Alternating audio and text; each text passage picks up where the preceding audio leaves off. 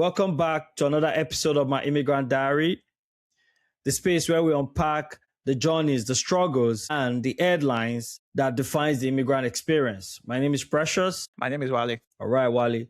Today is heavy. Today's going to be exciting because there's a lot we want to talk about. In a simple term, we're going to talk about the diaspora pause. That's the title of today's episode. But stay with me as we run into it. So, Wally, how are you doing? I'm good. Nice. Okay, so we're just going to jump right into it. Well, I'm going to start off with, there's a story that came out of Texas recently about Brian Morales. Now, this man thought he was a US citizen. He lived his life as one. And then a routine traffic stop turned into a deportation nightmare.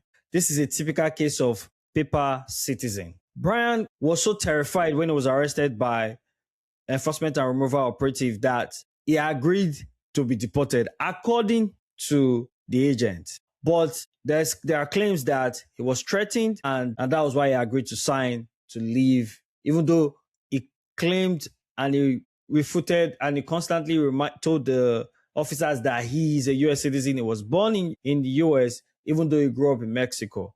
Guess what? Not to mention the fact that he was arrested with other construction workers.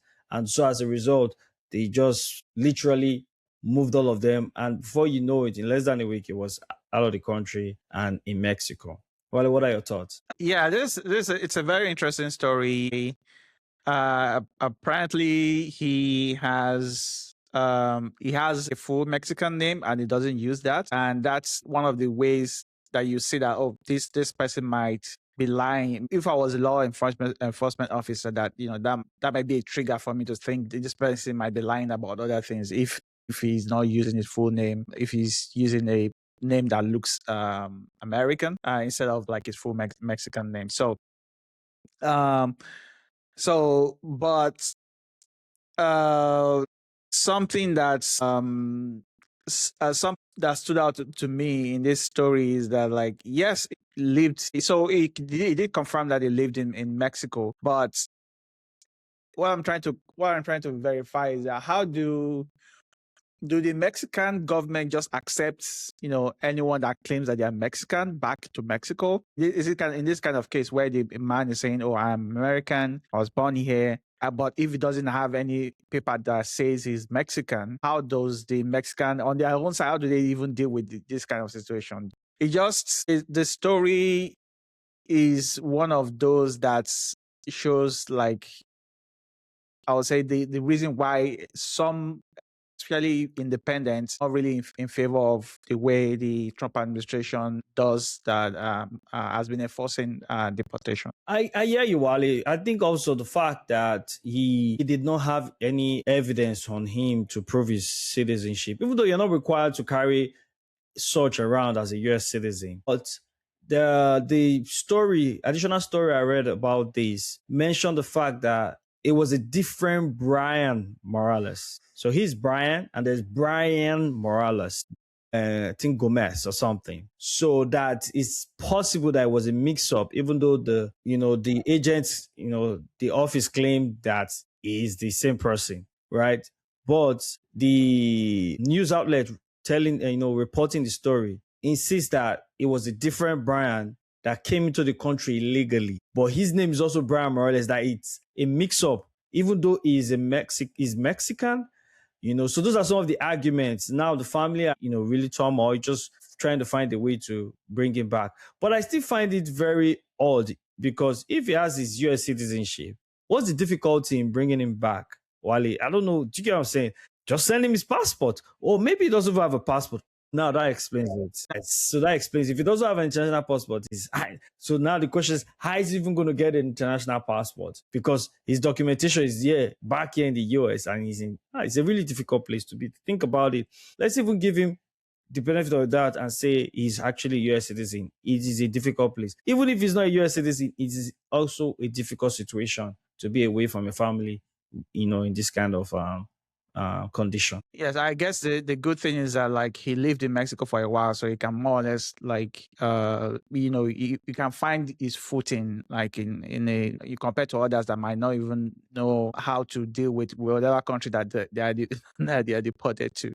So that's a silver lining right there. But I think the only thing that you can use to prove his citizenship right now is his birth certificate, if they have not lost it. And with documents that can be very old, it can be very difficult for if you don't have a family that carefully keeps documents, and not everyone is good at really keeping documents. It will be very difficult. It'll be a long time before they can go back to the hospital, try to trace, the birth, try to look for records, try to see how they can extract the information. If the hospital also doesn't have a good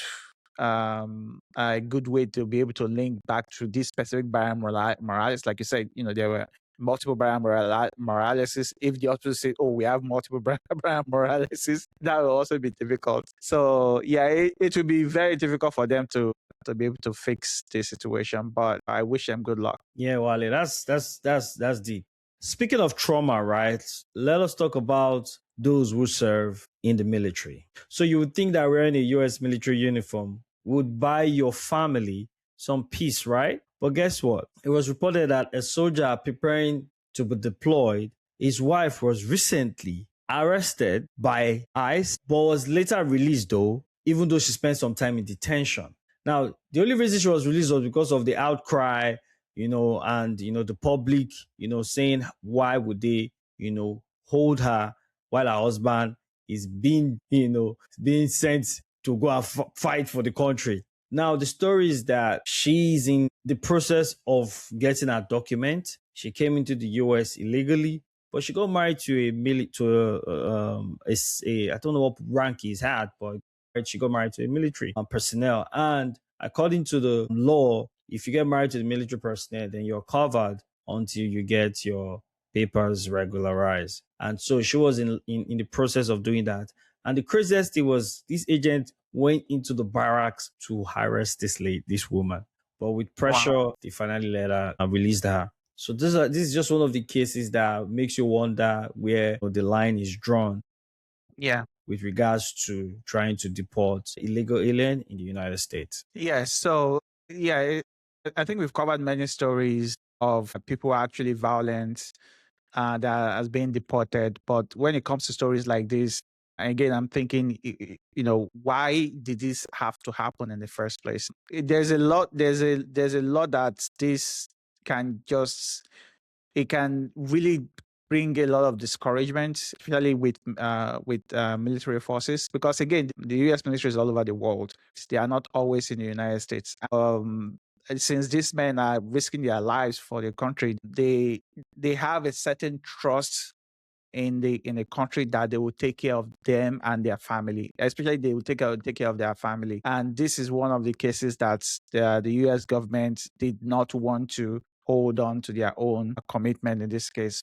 For me, it's sad to see. So I don't know. Like it's tough. It's really, really tough. Yes, it is. Let's get into some crime and consequences. While so recently there was a viral Instagram video about the industrialized H1B fraud.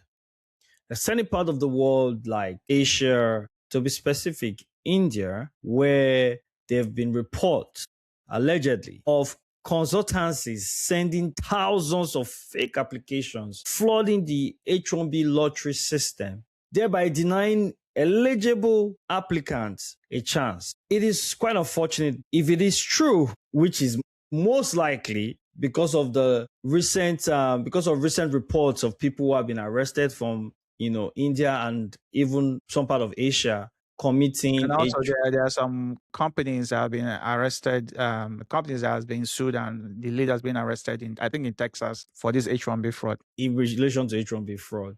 And they prevent eligible applicants, because they flood into so many fake applications to increase the chance of being picked. And when they are picked, how do you even know the person is actually the person that was picked is the person that's in front of, the immigration officer? You just would never know. But this is the reality of how a system is being manipulated. I can understand why the Trump administration is really looking into the H1B system, constantly reviewing it while they are in office because of situations like this. Yes. So it is H1B, if it's in my opinion, I don't think it should be a lottery. I think it should be dependent on the companies that need this information, need this the let's say for example, like a company does an interview and they actually have someone that they want to hire. Actually,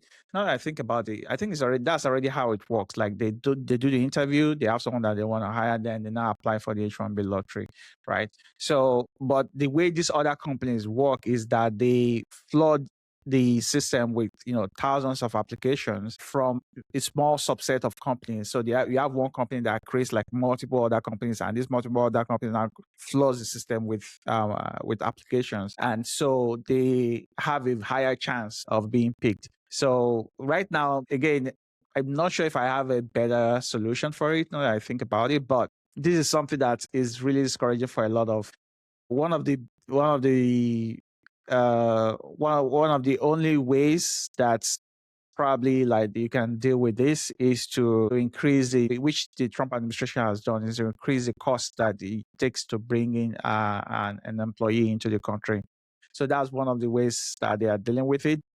If it is something that a company, imagine the company is already committing fraud, right?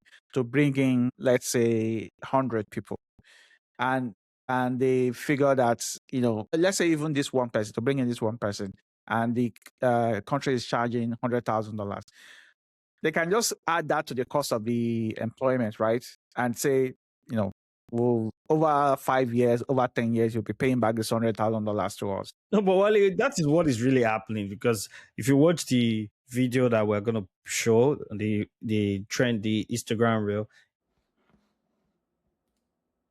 Anybody and their mother wanted to go to the United States. I saw the cracks, and I warned people. When I served in India, what I saw in terms of industrialized fraud, there is a huge back industry where you have storefronts after storefronts focused on basically creating fraudulent documents, fake transcripts, fake bank statements, fake degree certificates to use the visa loophole to cut the line and actually emigrate to the US. And the H1B visa is a guest worker visa. It's a temporary status visa. But these are not exemplary individuals. These are run-of-the-mill people. They get sashayed into the OPT program, and then they get preferential treatment by the Silicon Valley managers. We were just like so overwhelmed that there was this pressure to issue. We don't have that luxury of time. But there were politicians, whether from South India arena or from Delhi itself, saying you need to issue visas. Even if that individual is not qualified, we had this ludicrous pressure to say, if that person is not a terrorist, go ahead and issue. Out of all the 50,000 plus visa applications, how many of those were legitimate? Easily between 70 to 80%. That was my denial rate. Everyone's benefiting in this whole system, right? Like there's kickbacks that everyone gets. The H1B manager, they would prefer their own Indian people, because it's not about, because the Indians are the best and the brightest. Bribery is quite normalized. I saw a lot of H1Bs as well as J1s who have bought their seats into medical school. That sort of stuff does not jive with our values. Are these H1B visa holders superior to Americans in every way imaginable? Absolutely not in screaming letters and OT. Everybody and their mother wanted to go to the United States. the lady stated the fact that that is what is happening. Yeah. You Yeah. So again, I'm not surprised, but it's something that it really needs to be looked at. But again, like the US does need professional workforce, and we do need the best and the brightest of the world. But we need to make sure that we are actually getting those who are qualified to do the job in the United States. But I will see. I don't have a solution for this. No, I mean, it's a difficult one. I leave that to the federal government to decide the way forward, because it's unfortunate that these kind of things are happening, and they kind of just it becomes a disadvantage for for eligible. For me, that's where it hurts. The eligible candidates who are truly applying, who are professionals, who have the experience, who have been who have been offered a position with a company, but they can't get H1B visa. Like the girl we talked about who migrated or moved out of the US and went to the UK.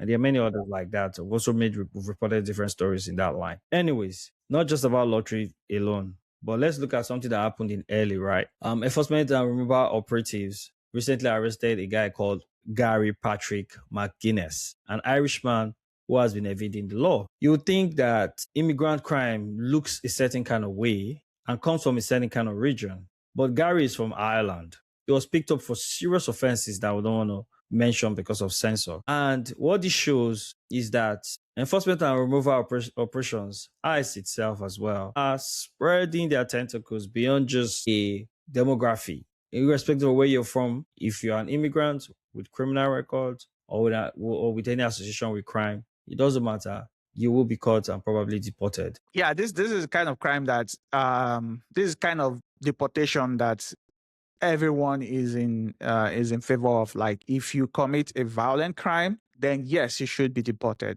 I absolutely am in favor of this. Was for whatever reason, it was sentenced to just 2 years for the kind of crime that he committed. I think it should have been much longer. But regardless, the Trump administration, whether you're Irish or European or whatever, they don't care. Like, as long as you committed a crime, you're being deported. So for me, this is just open and shut case. It's not complicated. Awesome.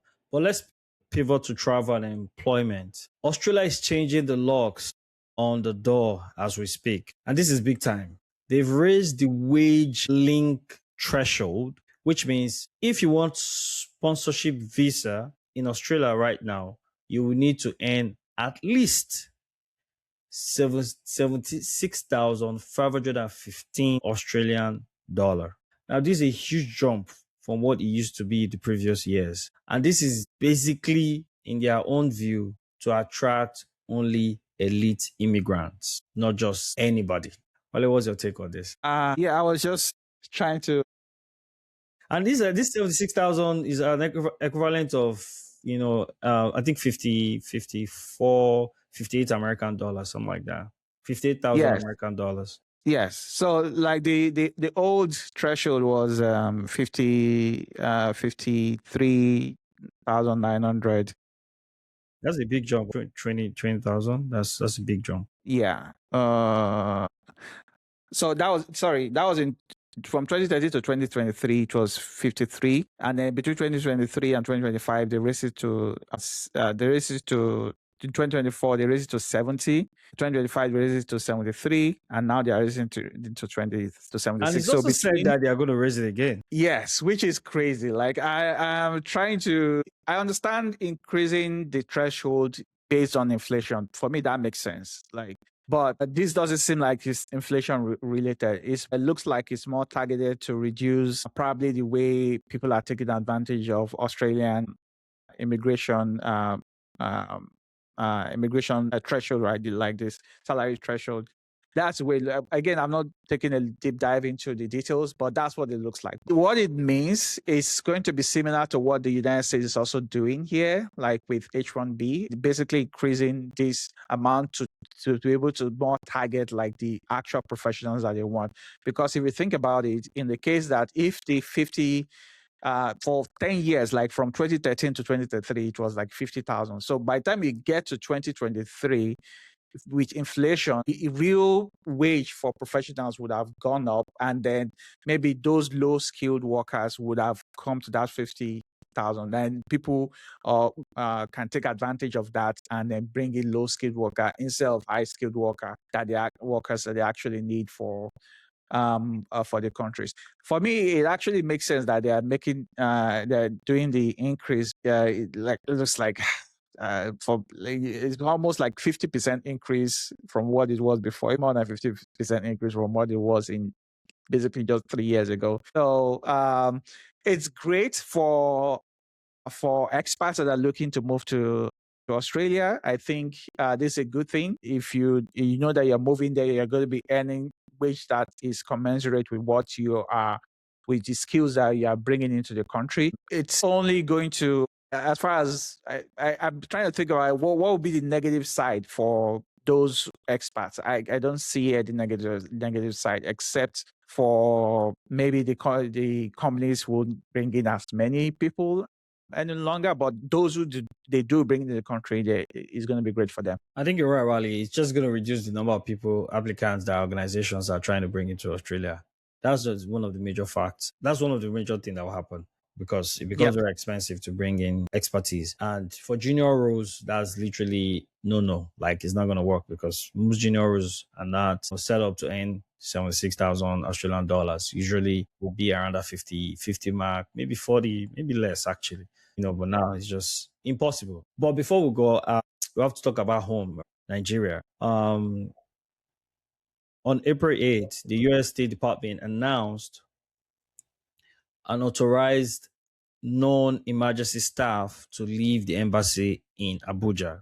Abuja is the capital city of Nigeria. Now, this is a serious issue. The reason the US is giving is because of largely insecurity. As we speak, a lot of the non-emergency staff have left and pulled their family out of Nigeria. It is concerning, and I know, among other things, this has also kind of impacted the relationship between both countries. Wale, what do you think? Yeah. Things like these are always a sign of um,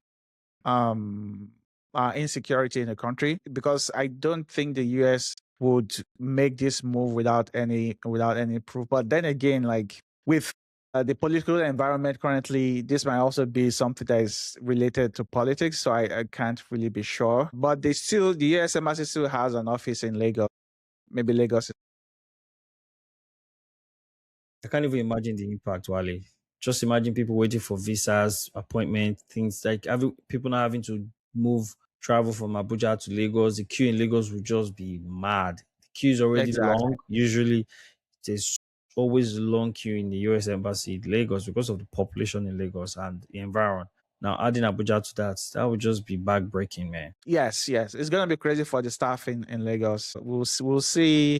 I don't know how the US Embassy is going to continue to handle this application. I think if we think about how the steps that the US Embassy, the United States have been taking towards countries like Nigeria, including the travel restrictions and everything. For me, this is not too far from that, to be honest. This might just be one of those things that they are trying to use as a political leverage, diplomatic leverage. So, but we'll see. Again, that's one side of it, but also there's also the insecurity part of it, which Nigeria does have to deal with the threats in the north, especially with Boko Haram. And although I don't think there's been any significant activity of Boko Haram in Abuja lately, because the security has been pretty good compared to previous years. I think that this is something that we'll probably not see the end of, if I have to be honest with you. So we'll see. I hope that the country, Nigeria is our home country, and even though now we have adopted the US as our home, we have adopted the US as our current country. I hope that the people, Nigerian government will be able to deal with whatever issue that they're trying to deal with as far as their relationship with the United States is concerned. I believe that it's going to be the best interest of Nigeria to have good relationship with these powerful countries. But don't forget that, like I said, this can be also because of politics. China is also deeply embedded in Africa, including Nigeria. So that might also be included in all these things that we are saying. I do not dispute that, Wale. There's some facts in some of these things. But that is our time for today. Whether, it's the paper trail of Brian Morales or is the high stake salary in Australia at the moment, every news and every story we bring to you is of impact. Please stay with us, follow our channel, like and subscribe. Yeah, thanks. We'll see you in the next one. All right, bye now.